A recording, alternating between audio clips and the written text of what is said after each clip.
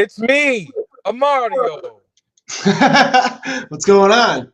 What's up, man? How are you? Good. Finally got in, huh? Yeah, well, I had some technical difficulties with my phone, and it's just so frustrating. It's So, all good. yeah, I'm sorry. You're good, man. Gotta love technology. Yeah, well, my phone, like, we've done this many times, and my phone, for some reason, decided that it didn't want to cooperate. So, Yeah, I'm not sure if we're live on the broadcast yet or not. we are. We absolutely are. Oh, wow. I think so. All right. So, I read your bio this morning. You're young. You're 29 years old. Yep, I am. Jesus Christ, dude. Is Baby. that a compliment or? That's a good thing, man. I mean, you're doing big things. You guys, credit card processing is a big deal. And for small businesses, as you mentioned in the bio that you sent, or those questions that Eric sent, Yeah, you understand it. You understand where it's going. You understand how important it is during COVID. You understand a lot of different things. yeah. It's I mean, and that all comes from experience. I've when I sold for a previous company and I signed up about 300 accounts roughly over 5 years, and then with certain pays got close to 500 clients. So, and we did that in about a year and a half. So, like, it's all experience, and I love it too. Like, I will always be amazed at the ability to take a piece of plastic and turn it into a liquid deposit into a merchant's bank account. I just think it's so cool. So, Right. yeah. So talk to me about a lot of different things that, like, I'll tell you my experience when I first started. I learned about the different levels of credit card processing very, very quickly when I was Mhm. paying a big percentage on a third tier, getting paid 2, 3 days later, like a whole mess of things that guys make mistakes on. Can you talk about kind of like where some of the big mistakes little guys make, Yeah. where those mistakes are, and kind of how uh, your company can kind of alleviate those issues? Sure. I'd say the first mistake. Well, how long ago were you on the three-tiered system? Probably a few years back, right? Many years ago. Yeah. Okay. So it's changed since then. Like, here, I'm gonna grab my credit card here. Some other cards. Like, I have an Amex card right here and a Huntington card, which is a debit card, and there's a different cost on every card, right? So if it's a 0% interest card, if there's points, perks, miles, all that stuff equates to a greater cost. But if it's like a debit card, it's very inexpensive, right? Most debit cards. And like here, I got all these cards, right? This is a business debit card. This is a Capital One venture card. Our business debit card. The each card has its own rate that the banks the banks charge, and then card brands make money too on top of that, and then the processor charges a fee in some way, shape, or form above it. We would never set somebody up on a tiered pricing structure if they're a low risk merchant, because it leaves so much room for the gray area for the processor to win and the merchant to lose. And at the end of the day, it's all about the out the door cost, like the effective rate. But most people on a tiered pricing structure, like, that's very outdated. Um, Typically, what we do for every account, except for a few unique scenarios and situations, we charge the true cost of every card. So what the banks and the card brands charge, and then it's either or a percentage of gross sales, a transaction fee, or a monthly fee, like whatever we need to do to hit the correct price point for that specific risk level and account size. So it's all subjective too. Like, there's certain situations where, like, if there's more volume, millions of dollars a month versus hundreds or thousands, like, it's all based on unit, right? You buy in bulk, you get a better deal. So it's pretty cool. We do it. Everyone's priced competitively. So. Right. So what do you think what do you think people should be looking at right now before they look at your brand, to make sure that maybe switching to your brand would be the right thing? What are some of the key things that you think? Well, I wrote a blog about this. Actually, there's a million reasons to change credit card processors. A very common one is a perceived price reduction or cost savings. And all the processing companies have the same cost structure. So it doesn't matter if unless you're like Walmart or a huge organization doing billions of transactions. Small business owners, they all face the same cost structure, so do the processors. And you really want something based on your business type. Is it the right solution? Do you have a rep that manages your account that is paid on your success? Do you trust the company you're working with? And are there ever situations that you wish that you had this problem resolved, but you just like haven't gotten around to it? It could be something simple like we want to disable customer receipts because it's paper and nobody wants their receipts, but you just haven't done it. That's an example of it's like a reason to like at least look into it, right? And you could pull out a credit card statement or open it up on your email if you get it on email. And you can look for a few words on there that would tell you that you're probably not in the right situation from a pricing standpoint. Number one, look for the words, you probably know this, qualified, mid-qualified, non-qualified, right? You totally know it. That's especially if you're in this group, because correct me if I'm wrong, everybody in this group runs at least a retail store or a mobile electronics company, right? Tell me more, like, is that who we're talking to right now? Yep. Okay, so yeah, like everyone's pretty much low risk. You shouldn't be on a tiered structure. So look for that, mid-qualified, qualified, non-qualified. Look for the word standard. Look for the word surcharge. Look for the word EIRF, or the acronym. That stands for Electronic Interchange Reimbursement Fee. Or look for the word PCI, or the phrase PCI non-compliance fee.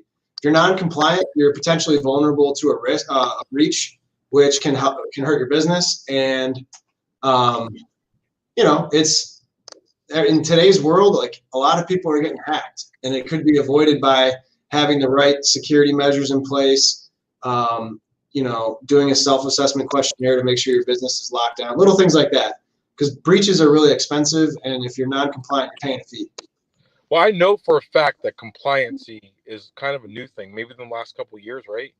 It's probably like, I could get you the exact date. I bet you it's like 8 to 10 years old, PCI compliance. Stands for Payment Card Industry Compliance. Maybe it just came up. I don't know. So I just dealt with that recently, so that's why. Yeah.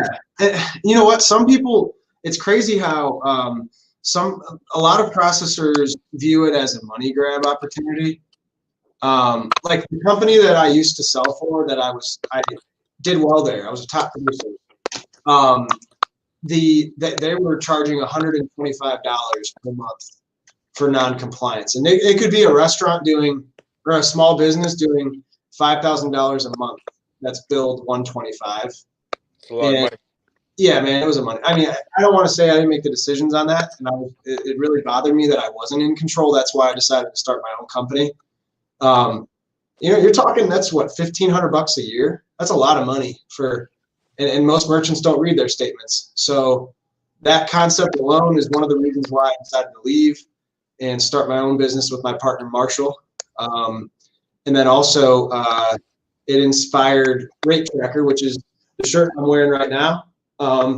Rate Tracker is a free tool for business owners that allows you to understand, so there's educational components to it, and then also automatically keep track of your credit card fees every month. So think of it as like a watchdog that watches over your account. And if your account is processing, you're at like 2.5%, whatever, and all of a sudden it shoots up, your bank account will tell that story, and Rate Tracker will be able to like know if it's a significant increase or not. Because sometimes the rates fluctuate, based on your average ticket or the card types you accept, or maybe you stopped taking payments face to face and you're taking them all over the phone. Well, that costs more money, right? Because there's more risk. And Rate Tracker is designed to identify when a rate increase happens, and when it does happen, you can click a button and talk to one of my salespeople. So it's kind of nice because it's like it solves a big problem, and you don't have to be a certain paid client to get value from it, and it's free. So that's also one of your products. Is Yeah. I own 100% of Rate Tracker. Certain Pay is the payment processing company. Rate Tracker is a concept tool software system that I created with the help of an amazing software developer.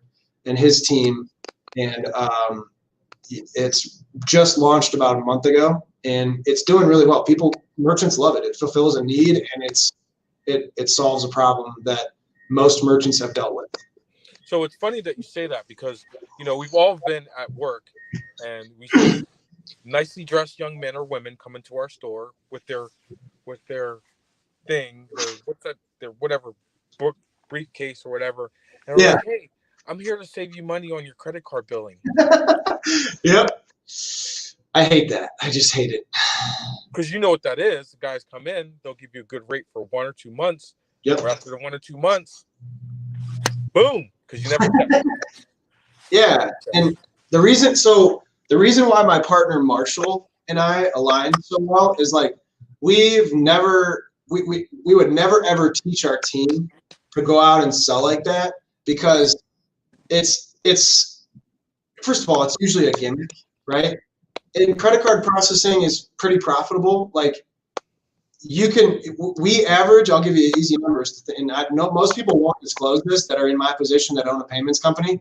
We make about $180 a month top line revenue on average per client. Some merchants, we make a few $1,000s a month because they do cash discount. That's when they charge the fee to the customer, and they do a lot of volume. And some merchants, we make $10 a month because they process a couple grand, right? It averages to 180, and like that's totally fine. That's perfect for our business model. It's fair for the customer and it's fair for us. But I'm never going to say to our people, hey guys, today's rate is 2%. Go out and sell it. And then the merchant finds out 2-3 months later that it's increased, because we have to hit our margins. We have to make money. There's no secret to doing this business. Like every business needs to make money. Yeah. And the thing is, here's the issue. And it's not the issue, I shouldn't say. It's a challenge that I gratefully accept, because it forces us to be the best. Is nobody wants to pay credit card fees, whether you're a merchant or a card holder, right? Because now it's called cash discount. It's becoming a very popular thing where the customer is charged either a transaction fee or a 3.99% fee to use the card, plastic card, right? How do you feel about that? I think that it's becoming more common for a reason, and that's because business owners are doing whatever they can to stay afloat right now because of all the uncertainty. And I also think the card brands hate it. Visa and MasterCard hate it because it cuts down on their volume. Because what does it do? It incentivizes the consumer to bring cash and get that 3.99% discount, so they don't have to pay that fee, right? And I know that merchants love it. Usually, we've got probably, I don't know, I'd say it's about 10% of our customer base, 50 or so merchants that use cash discount. And it is a decision that you think about as a business owner, like, do I want to charge my customers this fee? Like, and really what you're asking yourself is, am I afraid that I'm going to lose business? And I'll tell you from experience that your customers don't buy from you because of the price. They buy from you because they want to support you. They love your service. They love your people. They love your brand. Because if they cared about price, they would go to Best Buy or Walmart or big companies that can do that, right? That's small business at its core, right? That's what I love about it.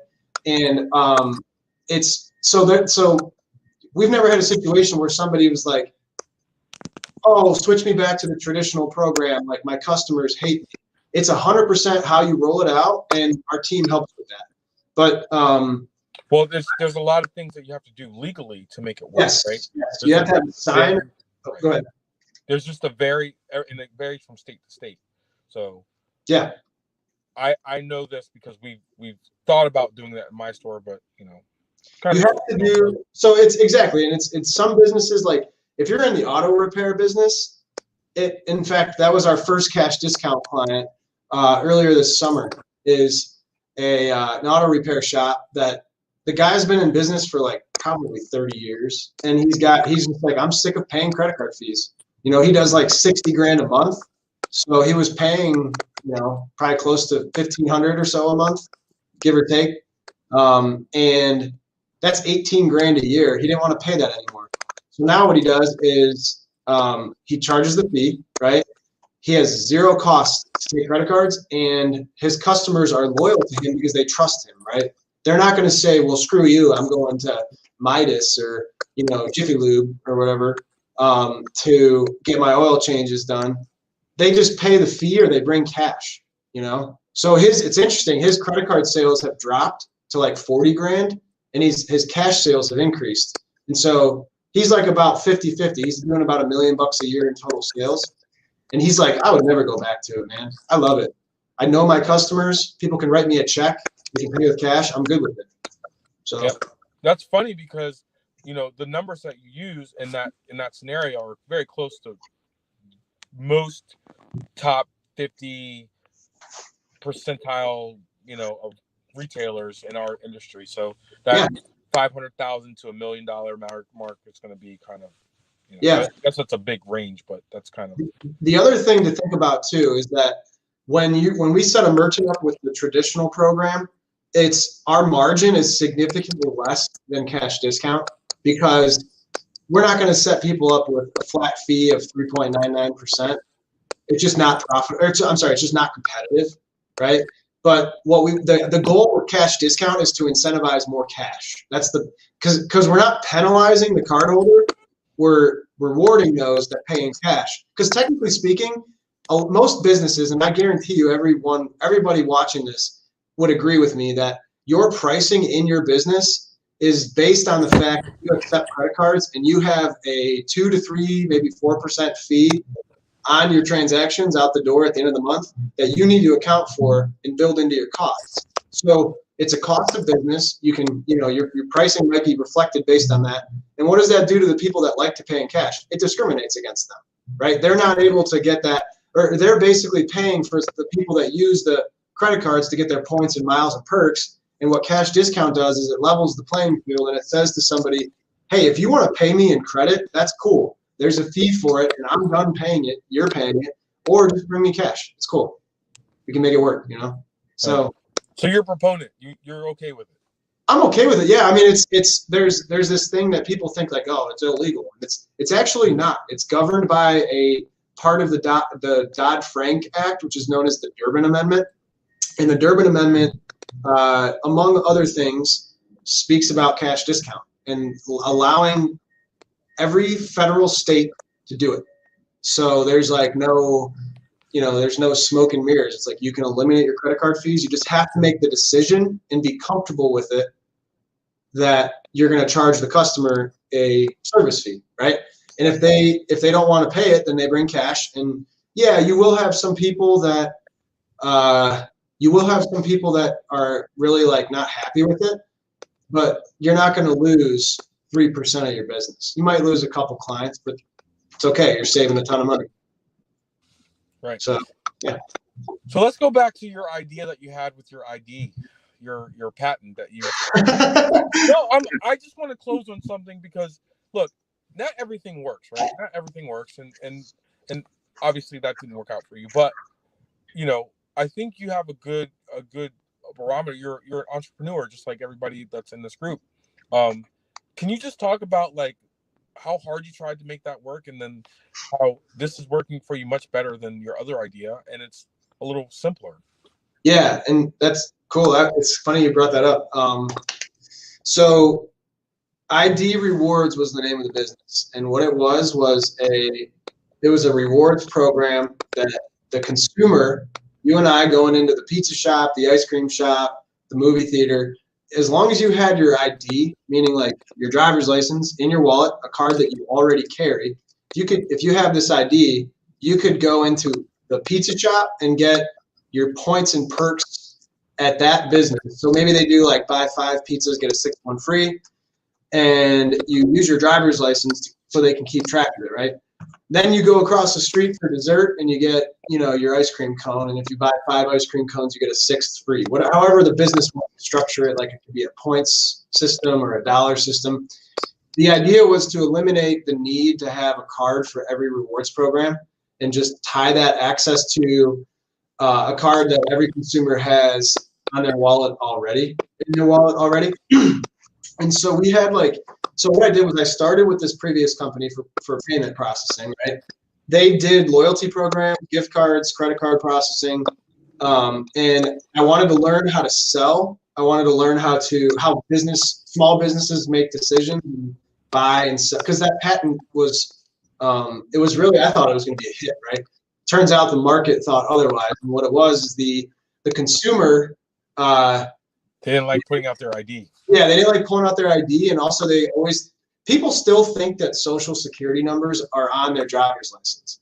And that hasn't been a thing since like 2008, I think, if memory serves. So learned a lot in that process. We had like 18 stores using it.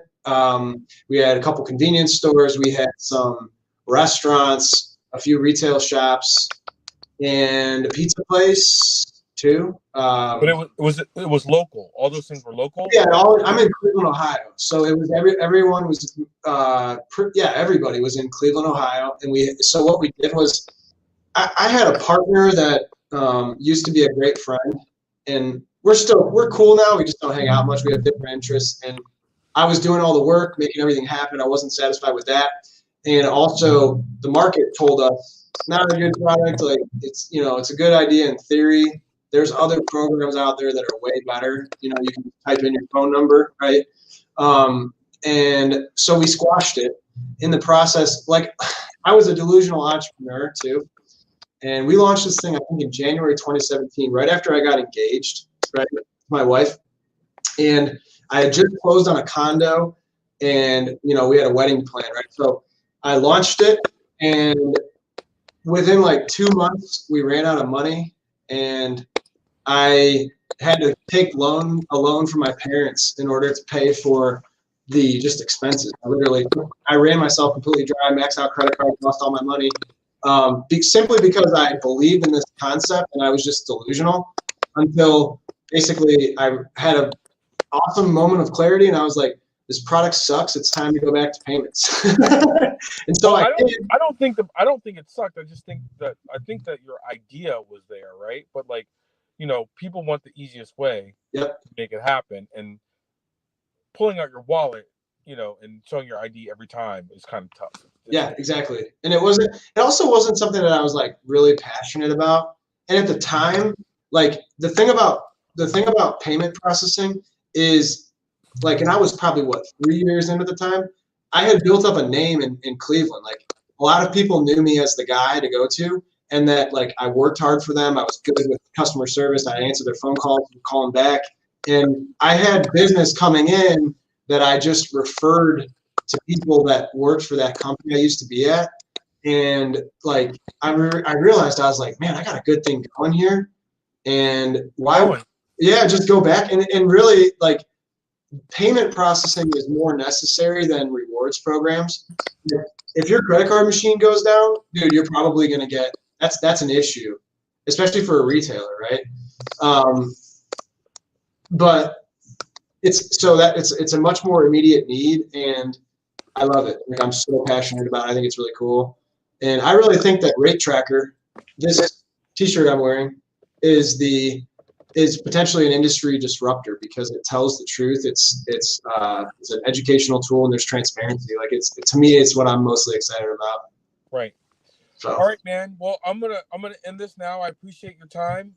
Yeah. And if you need anything from us or the people watching, hit them up. Get your stuff right. All right, guys. Later. Cool. Thank you. Appreciate it.